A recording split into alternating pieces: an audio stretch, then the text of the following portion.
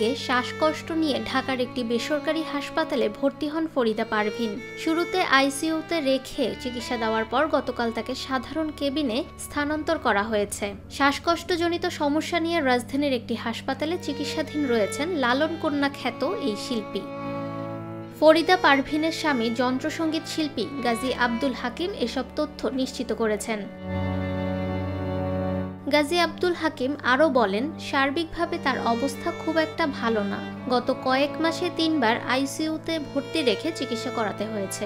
ফুসফুস আর কিডনিজনিত নানা সমস্যায় ভুগছেন তিনি। শরীর এখন প্রচণ্ড দুর্বল, উঠে দাঁড়ানোর মতো শক্তি পায় না, হাঁটতেও পারে না। সবাই তার জন্য দোয়া করবেন।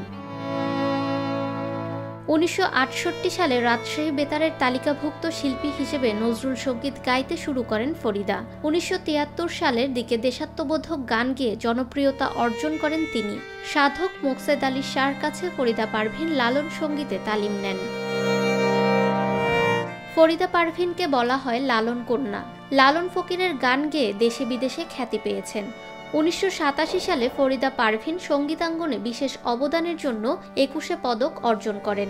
এছাড়া 2008 সালে তিনি জাপান সরকারের পক্ষ থেকে ফুকুওয়াকা এশিয়ান কালচার পুরস্কার পেয়েছেন। সেরা প্লেব্যাক গায়িকা হিসেবে 1993 সালে জাতীয় চলচ্চিত্র পুরস্কার পেয়েছেন এই শিল্পী। ফাহমিদা বিনতে আনোয়ার, নিরপেক্ষ।